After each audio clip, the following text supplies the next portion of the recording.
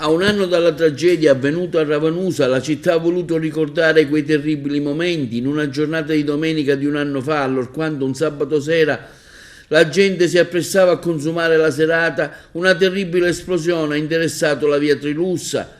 Una colonna di fiori è stata deposta per l'occasione poco prima delle ore 20:30 di sabato alle spalle della chiesa madre. Da lì inizia la strada transennata, di cui ancora è vietato il calpestio, tutto fermo come un anno fa. Quindi la commemorazione della chiesa madre di Ravanusa, gremita per l'occasione di gente che hanno voluto essere presenti alla Santa Messa, officiata dal vescovo Don Damiano, alla presenza del sindaco D'Angelo, del prefetto Cocciufa e dei massimi rappresentanti delle forze dell'ordine e di tanti sindaci che hanno voluto dare la loro solidarietà ai cittadini di Ravanusa, toccanti le parole dell'omelia di Don Damiano. È passato un anno da quella sera terribile che ha squinternato questo paese, causando quelle morti che conosciamo. Adesso siamo qui dopo un anno per presentarci dinanzi al Signore e lo facciamo nella memoria delle vittime. Ha detto bene lei, delle 10 vittime. C'è il piccolo Samuele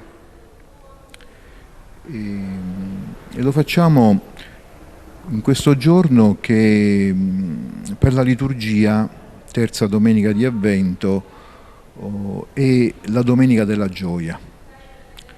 Può sembrare fuori luogo parlare di gioia oggi in questa celebrazione, ma dobbiamo avere quel coraggio che viene dalla fede di farlo. Le ferite sono aperte, ma sono aperte anche le ferite di nostro Signore Gesù Cristo dopo la resurrezione. Ecco, le ferite fanno parte della nostra vita e tante volte le cicatrici che lasciano raccontano la nostra storia. Ecco, per Gesù, il risorto, queste ferite sono, come dire, quasi la prova che, come ci dice la liturgia esequiale, che la vita non è tolta ma trasformata. E noi vogliamo pensare a queste nostre sorelle, questi nostri fratelli veramente trasformati e viventi in quella città nuova che è la Santa Gerusalemme. Ma oggi commemoriamo le vittime dell'11 dicembre dello scorso anno. È un momento che abbiamo volutamente dedicato alla preghiera in maniera sobria, perché è il momento del dolore e speriamo che le famiglie possano trovare sollievo con la preghiera e naturalmente con la vicinanza di tutta la comunità che comunque da un anno si stringe alle famiglie delle vittime. Non credo che ci sia molto da dire, io ho apprezzato anche questo intervento molto sobrio del sindaco. È un momento ancora di grande dolore, una ferita profonda, difficile da rimarginare, innanzitutto per le famiglie, ma anche per questa comunità. C'è un luogo dove c'è ancora questa, chiamiamola così, questa voragine, che ricorda un evento che non doveva accadere, ma purtroppo certo le cause sono in via di accertamento, insomma, speriamo che si arrivi ad avere come dire, una verità processuale. Rimane poi sempre questa incredulità del perché in una nostra comunità piena di vita, di fervore, possa essere accaduto quello che è accaduto con diciamo, vittime assolutamente innocenti e una comunità sconvolta. Comunque noi abbiamo il dovere di essere vicini a queste famiglie e a questa comunità e a ricordare anche tutto il grande lavoro che è stato fatto dalle forze dell'ordine, dai vigili del fuoco e dalla protezione civile, che oltre ad aver salvato 2 persone hanno incessantemente lavorato affinché almeno i corpi di queste persone, di queste vittime, potessero essere restituite alle loro famiglie.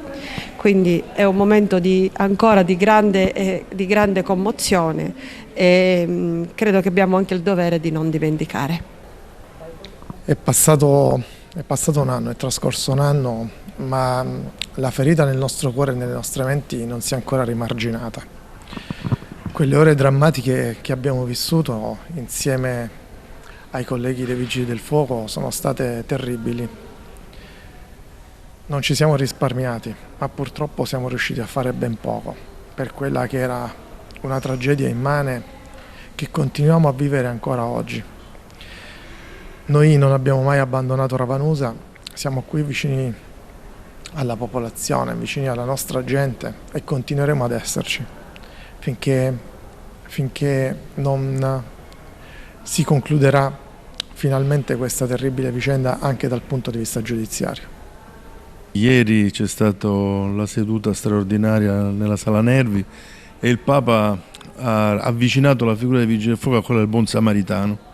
E in effetti così è. Io ricordo quel giorno quando arrivai sul posto, io venivo da Palermo, arrivai qualche minuto dopo, il colonnello Stingo era già là, abbiamo preso in mano la situazione operativa riuscendo a creare quella area che serviva per le operazioni. È stato un momento molto difficile, sembrava un paese sconvolto da un violento terremoto.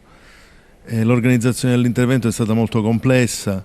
Purtroppo gli esiti sono stati tristi perché a fronte di 11 persone che erano disperse ne abbiamo trovato solo 2 vive. È stato un evento veramente particolare, l'impegno di tutti è stato grandissimo.